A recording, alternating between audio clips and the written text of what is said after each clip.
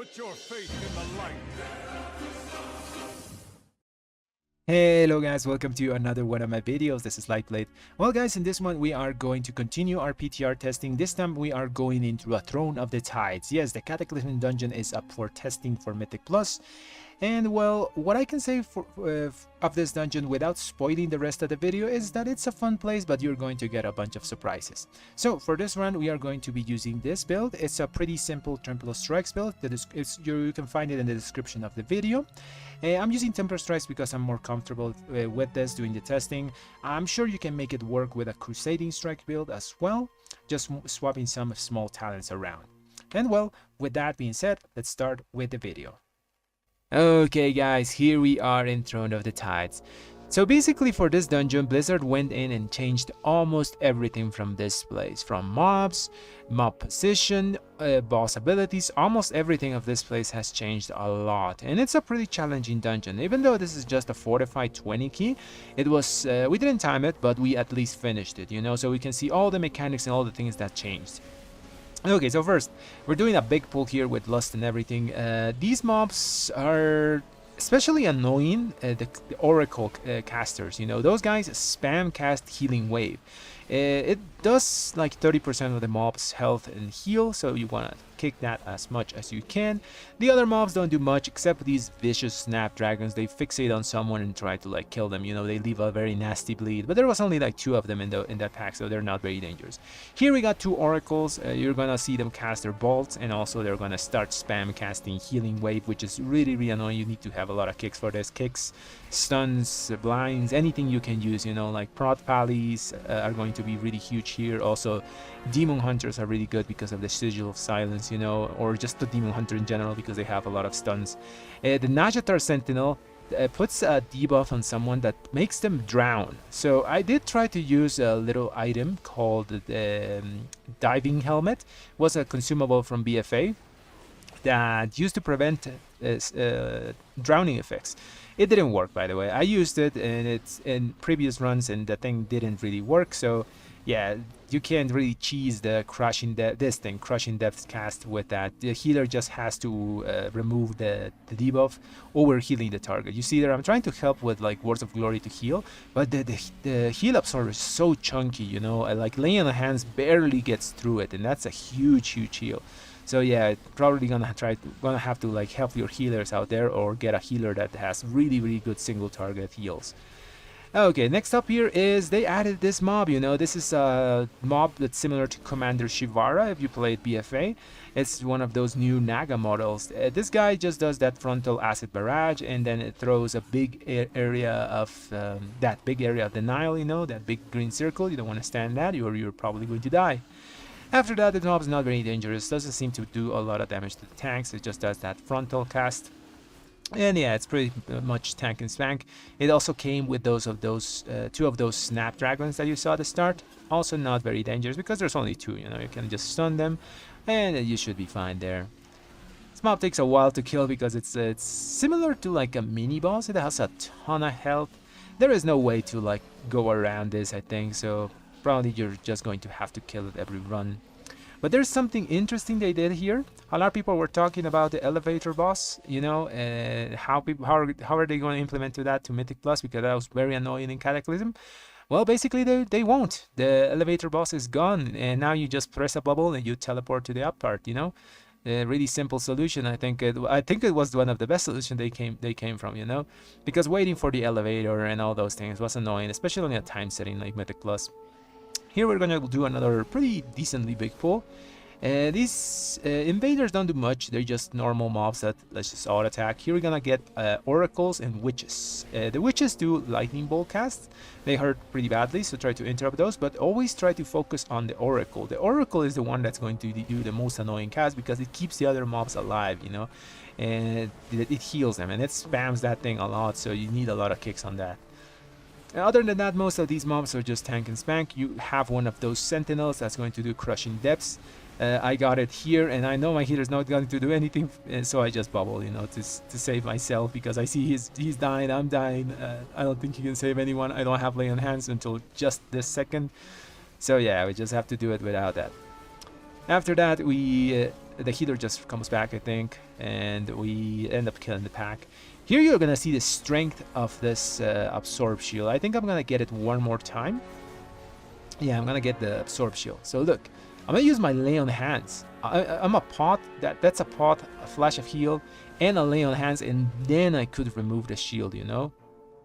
Like, Jesus, that was so much healing to remove that healing absorb, and it does a lot of damage very fast. So that's going to the primary way people can die in this place if you have a weak healer.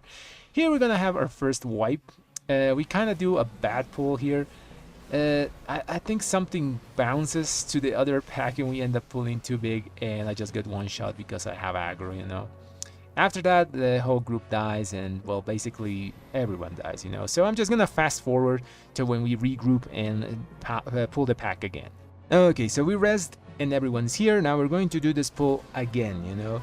The tank's going to try to do the same thing as before, but sadly it happens again. We end up pulling everything. He knows it's a mistake, but this time he has aggro and I have cooldown, so I can make everything disappear, you know, because we have super good AoE as Retribution Paladins, just blast everything like crazy. And there's a lot of those annoying mobs here as well. There's, I think, 2 witches and 1 oracle in this pack, as well as the big Shibara guy, you know, just dodge the frontal, dodge the big green circle. Oh yeah, the Tempest witches also put that circle on people, that electric circle. It just does pulsing damage, and it does a small damage when it explodes. So your healer has to dispel that thing and heal through it if there's 2, you know. If there's 2, you can only get rid of 1 with the dispel. So yeah, just heal 1 and dispel the other if you're a healer. Then you're gonna see this big Shibara, you know, not Shibara, it's big Naga guy is still alive, you know. She has so much health, so we end up just killing her at the end. They have a lot of health, but they do not really have many mechanics, you know. They're not a really hard mob. So we're just gonna pump here until she dies, you know, more acid barrages and all those kinds of things. I kind of like that they used like these new models from Najatar in this place. It just makes sense to use them, you know. If you have the assets, use them. Now we're gonna pull a back that's very dangerous. It's the Snapdragon. So I told you guys these guys are not a problem when there's only like 2 of them. When there's a lot of them, these guys hurt. Like if you get like focused by 2 of these, you're gonna take a beating, you know. I'm taking 1 of them now. They're mostly just perma-stun here. We do a really good job on layering our CC, and it just stops hitting me, you know. But the tank is taking a beating here because these guys put a very nasty bleed. I think he bubbles there to remove it. Yeah, he bubbles to remove the bleed. If not, he was going to die. Now we're gonna pull this big pack. It's just a combination of all the mobs we've seen until here. It's oracles, it's tempest witches, and it's that big sentinel that puts the huge heal absorb. So just gonna pump all our damage that we have here. We don't really have cooldowns. We're 20 seconds into that. So we're gonna try to control this pack as best as we can. Always try to focus that damn oracle, you know, it's a really annoying mob. It also does Hex, I forgot to mention that. So that Oracle has 3 casts. It has a Bolt that you should never interrupt. It has the Healing Wave that should be priority, and it has the Hex, which is the second priority, you know? Because she's going to do most of the time the heal, like spam cast that thing. And then it's going to do the Hex, so yeah. I think doing the heal is better because it just... I know heals are annoying because they prevent the other mobs to die, so yeah. Just try to focus on that and kill that mob first.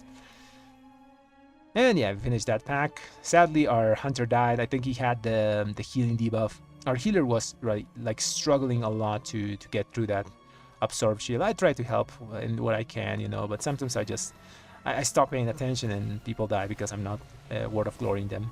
Anyways, we're gonna clear the rest of the room because after we do the next boss, the second boss of the dungeon is going to appear here. This is just a simple pack. It's an oracle, 2 oracles and 1 witch. So there's going to be a lot of healing wave casts. You know, these guys, like I said before, they spam cast that thing. Tempest witches put the circle on people. It's pulsing damage. Just try to heal through it. Yeah, I think we're just gonna end up ignoring the bolts from the oracles and just focusing on the hexes and the heals when this thing goes live. We're gonna leave that pack and we're gonna go to the boss here. So the first boss of the dungeon, it's basically a total boss, a total different boss from Cataclysm. It's nothing like in Cata, you know. Kata boss had like that phase where she goes into the middle, she throws like little tornado thingies that you have to avoid so you don't get knocked back, and there's ads, you know. Similar concept here, but different execution. So the boss has the basic ability just bolts people, so just kick that, so it does a lot of damage. So in tyrannical keys, it's going to like chunk people a lot. She does this focus tempest where she looks at one person and it starts like doing a chain lightning to them. So you can actually avoid the damage of that thing if you see who she's targeting and like get away from that person. After that, she does that big circle electric thing, and she does those circles on the ground, you know. Those circles just do a knock up and do a ton of damage. I think it's a one-shot even on Fortified. So yeah, it's very dangerous. And then after a certain percent, I think it's percentage based, she goes into this phase, you know, where she is just invulnerable and summons a bunch of ads that you have to kill. It's really important that you kick the caster so your tank can like position them properly. You can just AoE cleave them down. The caster only does a bolt, and the Naga, the big guy, he does a frontal, you know, a frontal spear attack. And well, after you kill the mobs, we go back to the big Naga, you know, and she's going to do another one of those focus tempests. She was looking at the tank, and I think I was too close to him, so I took hits from that thing. It does a lot of damage. Even on Fortify, you see there, we're getting chunked by that focus tempest, so I think it's going to be crucial that we try to avoid as much of that damage as possible. Another one of those big circle casts. This boss likes to also combo that with the swirlies underground, so it's really hard to see the swirlies after you get the big electric circle, you know, because it's a lot of blue on blue. So I think that's by design, so we can like die to it, you know, because it's other than that, the boss is pretty simple in the mechanics, you know. The tank is trying to get that mob here, but the thing is not moving, you know, and she's still casting there. Sadly, I think I stunned it in the back, so that's I was being kind of annoying there. Anyways, we just kill all the trash here and just gonna go back to the boss after this. Pretty simple boss, you know. The mechanics are nothing really complex. It's just a lot of dodging swirlies and just interrupting stuff that can't kill you, you know.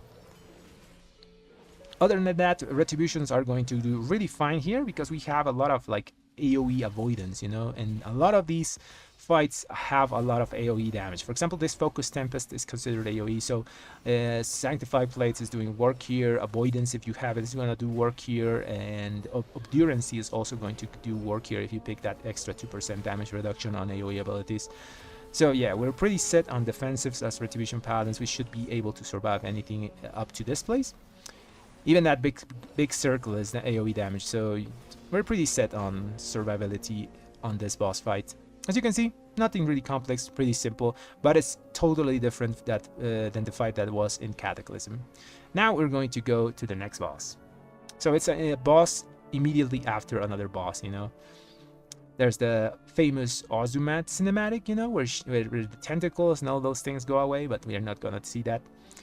Now the next boss is also basically different, well, almost totally different than the Cataclysm version. He also has a makeover.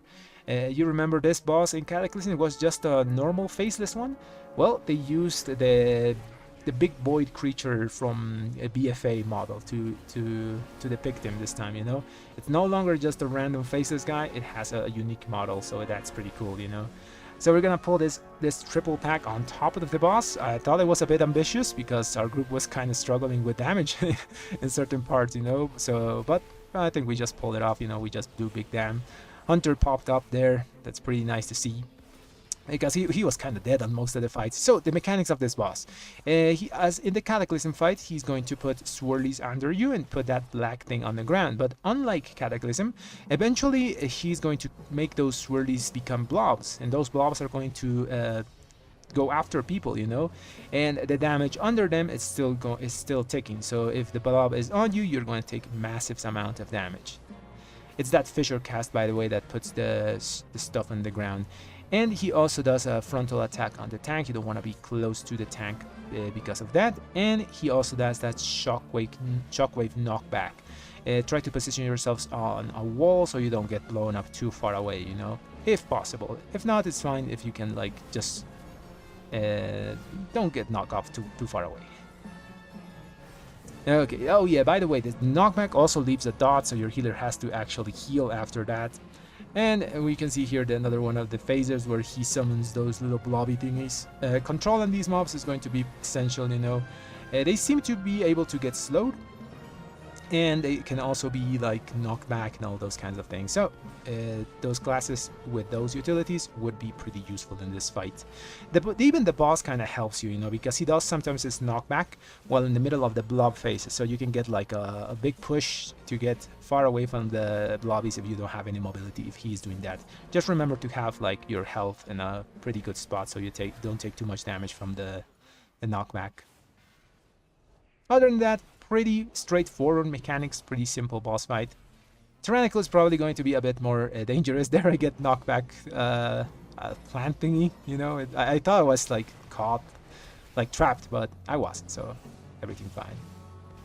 As you can see, this fight can get a bit hairy. Probably on Tyrannical, those blobbies start to accumulate. They don't go away. So eventually you're going to have an army of blobs after you, and it's going to be harder to control. After that, they made this part really interesting. I liked this part a lot, you know. They used another model of BFA. This was the first boss of the Queen Ashara raid, you know. And people are dying, you know. It's a Frogger style hallway. Just dodge the electric thing so you don't die. I like that. I really like that they used like BFA assets. It's just so fun to see this boss again, you know. Even though he does nothing, you know, it's just the hallway Frogger effect. Still fun to see. I'm gonna wait here until the last person passes. If he dies again, I can res him, you know, and just keep doing the dungeon. I think our healer didn't have water, so I was looking in my bags if I can give him water. And I have like 2 feasts, so I could give him 2 feasts so he can regenerate. Okay, I think everyone's almost here. Last one here is the hunter. Hopefully he doesn't die. I mean the druid. And everyone's safe, so we can now go back down, and we have to go to do 2 more sides of the dungeon. So unlike the Everbloom, in this place we are actually going to do the optional boss, you know. And normally in Cataclysm you never did the mind control boss. Everyone skipped it, so no one knows the mechanics of that thing. Personally, I don't really remember the mechanics of that place since everyone skipped that boss. But this time Blizzard said you're gonna do the optional boss, so we're going to go to that side first. Our tank is doing a pretty ambitious pull here. I got a bit confused. I wanted them to get together, you know, but I don't know who knocked these guys up back, you know, and now we can't like put them back together. This mob, like the big faceless guy, does that pull in, so it might be pretty dangerous to pull him with other mobs that do like AoE mechanics on top of you. But these like goblin thingies don't do anything, you know, they just do bolts and like random spear shots. So it's pretty easy to do this pull, although it was kind of annoying to put together, you know. That knocked back kind of messed it up. And someone died. Okay. After you die, here you can just release and you should be like just around the corner, so pretty good rest points in this place. After the second boss. Oh yeah, I didn't say the Faceless Watchers, these do a lot of damage to your tank, and there's going to be 2 here, eventually you're going to see that. But first let's talk about the mechanics of these little guys, you know. The little squid guys only do like small AoE pulse attacks, and the big Faceless caster does that void line, you know, and the mind flay attack. So the mind flay is directed to a person. You can kick it, stun it, interrupt it, do whatever you can to just stop it. And the line, just you have to dodge it. You know that purple line on the ground? Just dodge that thing because it hurts a lot. You see my healer just got nuked to like to 2% or something like that. After that, we're going to pull another big faceless one with a bunch of little guys. This is kind of tricky because you can get pulled into the line and die because of the combination of abilities of these packs, you know. That's what I was saying at the start. This pull, you know, imagine if he pulled us to the line, everyone died. So just gotta be careful with that. You gotta kick those mind flays. The healer just has to heal the pulses from the little squid guys. There's nothing that we can do about that. But we can stop mind flays and all those things. I use blind there to stop it because it does a lot of damage. I'm fortified with affixes, with bolstering. Maybe it's going to be pretty deadly. I'm pretty sure those little squids are going to counter bolstering. So yeah, these pools might get a bit hairy with other affixes on top.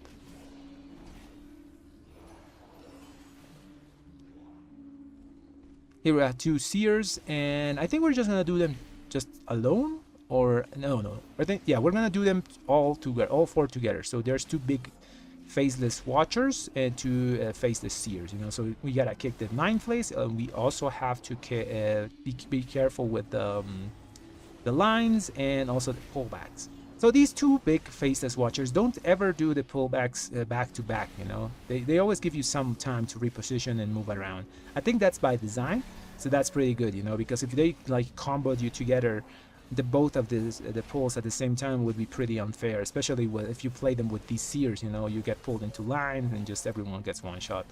Still gotta play pretty carefully. These mobs do that crush cast on your tank. That does a ton of damage to them. So the tanks have to have like pretty decent defensive cooldowns coming to this double pull probably. Paladin was tanking it with no problem, you know, but Paladin tanks are pretty damn strong.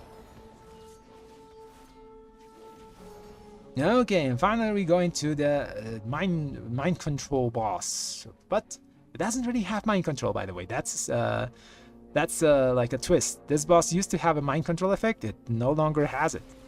First, we have to get rid of these little squid thingies. They all do that pulsing damage. Since there's a lot of them, there's a lot of pulsing damage, you know, so healer has to just heal.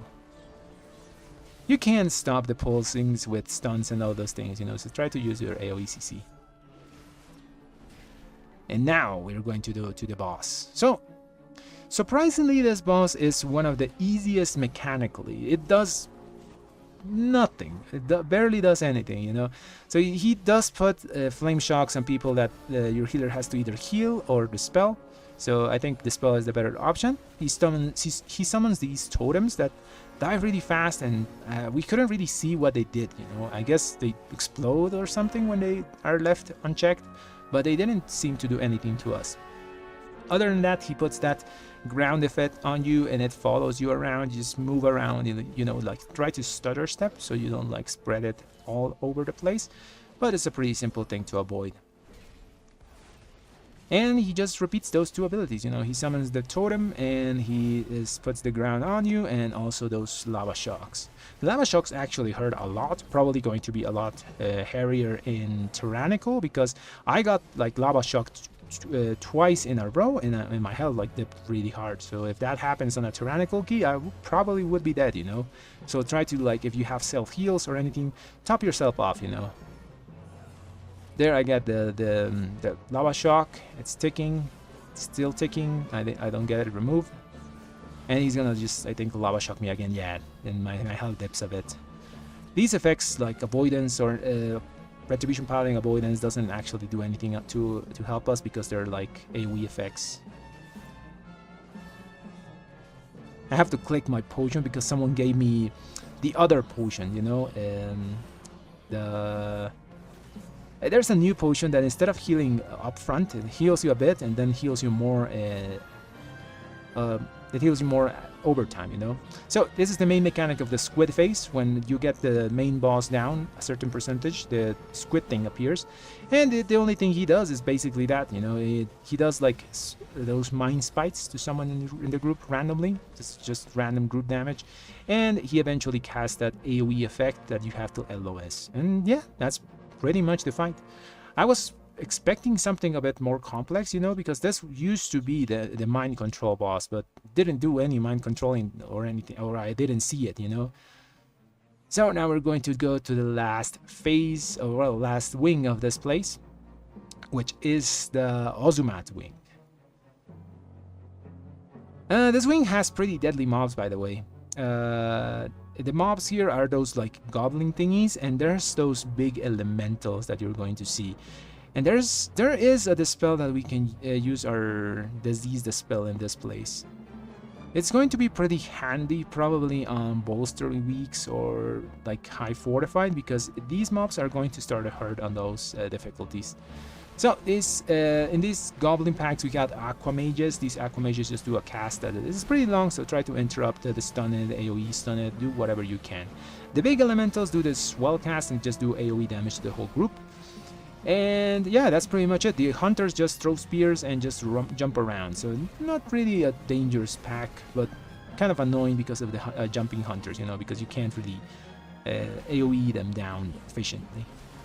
Try to focus the elemental because it's the swell cast is going to do more damage the longer he lives. So it's pretty good. It's pretty good that you get rid of him first. After he dies, he's going to summon a bunch of those unstable corruptions. Those unstable corruptions work similarly to the Shaws from Temple of the Jade Serpent. You know, when they die, but instead of doing an instant explosion, I think Blizzard learned from Temple, they leave a debuff on you. So the more Shaws, the more unstable corruptions you kill, the debuff goes up. But it's a disease, so you can actually remove it with certain dispels. And it does more damage depending on how many stacks of that thing you have, you know. Unfortunately, I can only dispel one person at a time, so I'm doing myself. The other people just have to, like, survive, I guess. Anyways, we're gonna kill another one of these big elementals, and more of those unstable corruptions are going to appear. So I'm thinking you have to dispel yourself at like a decently high amount of stacks. Probably from 7 to 9 stacks is a good moment to dispel yourself. Or you can, like, heal yourself and dispel someone else, because I think we can survive the AoE explosions of these little guys more than most classes. So maybe save your dispel for someone else, and you personally just can survive with a defensive. But there's going to be a lot of those unstable corruptions because they come from the big elemental that died, and also from the left there's those tubes of, like, black water that are dripping in. So there's going to be a bit more of those unstable corruptions coming from there. Here we're gonna pull everything with the next pack, I think. Just gonna do a big pull with those goblin thingies. There's a lot of casters here, so I'm gonna go there, insta-blind them, so they don't do much problems for us. Try to stun, kick, do whatever we can here. We got a lot of CC, so this is good to see, you know, all the CC is being used. Not a single cast went through, I think. If those CCs don't go off, I think people just die, because that Alcohol Blast looks like a pretty dangerous cast. It's very long. I haven't seen anyone get one-shot by it, but I'm assuming in a high enough level it can one-shot people, so yeah. Just make sure none of those goes off. Now we're gonna fight 2 of these Tainted Sentries. Surprisingly, they didn't do too much, you know. This Swell cast used to do a lot of damage in Kata. It's doing damage here, but it doesn't feel like it's a lot of damage. I guess the Hunter does feel it, you know. He went from 100 to 20%, but as a Red Pallies, yeah, we're very spoiled in that AoE damage on keys, you know. We just can ignore it. It did like 30% to us. It did almost 70% of the health of the Hunter. Yeah, let's look at my health. My health 70%. Actually, the healer actually managed it here pretty effectively. Now we're just gonna use cooldowns on these sentries. I think it's efficient to use the cooldowns here because they're gonna die and they're gonna summon the corruptions, you know. So my cooldowns are not wasted, so I'm still using my wings on these little guys. They are going to blow up, and someone probably is going to die because there's a lot of debuffs going on, you know. I'm gonna dispel myself, I think, at 9. I dispel myself at 5 and get 5 more stacks, so they don't, like, overlap too much. This is Ozumat, so this is a surprise. This is not the fight you remember from Cataclysm. This is a totally new fight, you know. I'm gonna put down a feast, so I think healer needs mana. Never mind, he has mana. That tank's just going in. He gets bolted. Two bolts, almost dead. He just went in, you know. We don't one-shot this boss by any means, you know. It's a pretty rough fight. Nobody knows what this guy does, you know. Personally, I also went here kind of blind because the other groups that I went in didn't make it to this boss. They disbanded on the second boss. Someone DC'd, so we had to disband, and yeah. So this boss mechanics are pretty straightforward. So he puts those circles on 2 people. I think on 3 people, and they have to be close together, so they put the black stuff on the ground, you know. But they don't have to be too close, because if they are too close and you don't move far away from the black stuff fast enough, you die, like I did there, you know. That was kind of bad move for me. I had defensives and all those things to survive. There I used my lay on hands, but the damage is already done. I think we're just gonna wipe here. I don't think it's necessary to keep going, but I'm going to keep talking about the mechanics, you know. So he summons a bunch of ads, you see there. The big guys is the one that you have to kick. They do an AoE cast on everyone. If that goes off, it's pretty deadly. The little blobs don't do much. And then there's this, you know, cleansing flux. So not Azumat, the Elemental Lord is going to put this ray of water on you, and you can clear the black stuff on the ground, you know, so you don't run out of space, because you're gonna see whenever we kill this boss, we're kind of running low on space at the end. And there's the three things, you know. You want to do like a Venn diagram, like there, you see. So you put the black stuff on the ground in pretty tight space, you know, so you don't lose access to the boss, especially if you're a melee that doesn't have range. For example, we as Reds have a bunch of range, but other melee would be like messed up here, you know.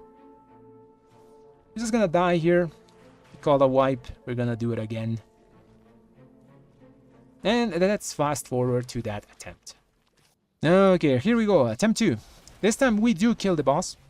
I'm going to repeat the mechanics that the boss does, you know. So here we're gonna put those three things. This time I'm not gonna take any chance. I'm just gonna be like far away from everyone else. I don't want to get overlapped by the other black circle.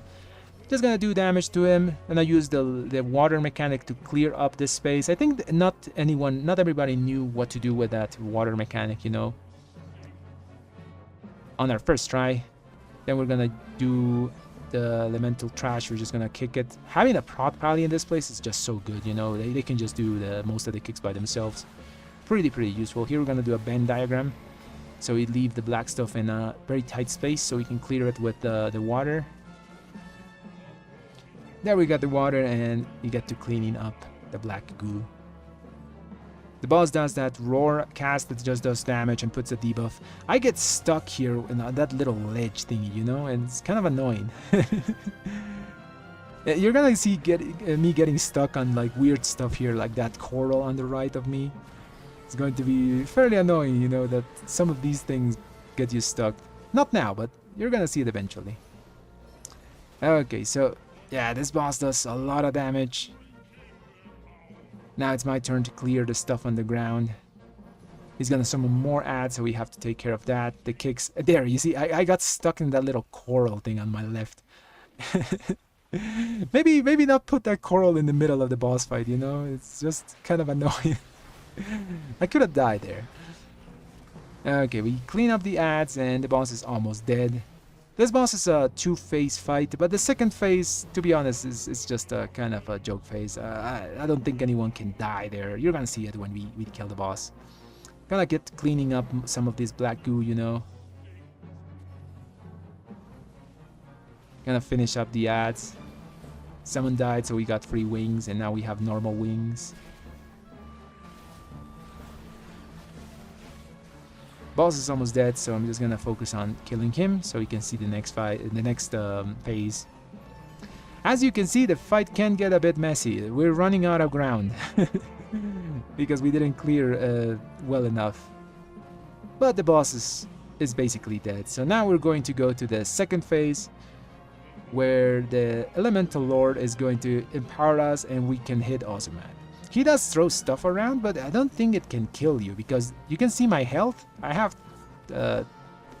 3 million health, so yeah, I'm pretty much immortal here. Yeah, so the second phase is basically just kill the big boss, do damm, and that's pretty much it. And well, that is Throne of the Tides, guys. So yeah, it's totally different from Cataclysm. They basically just redid a new dungeon, and I think it was fun, you know. It was a bit hairy in certain parts, but I think it's going to be a pretty fun dungeon for the next season. And well guys, that is Throne of the Tides. So I personally enjoy that place a lot.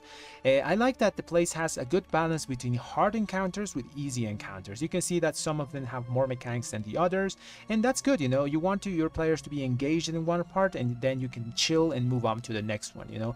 There's also the thing that I like, that they used BFA assets, you know, the new Naga models. They also reused the big like Void Monster model as well, and the first boss from the Queen Ashara raid. I think that was really cool. And well guys, I hope you enjoyed the content. If you did, subscribe to the channel and leave a like on the video. Thanks for watching everyone.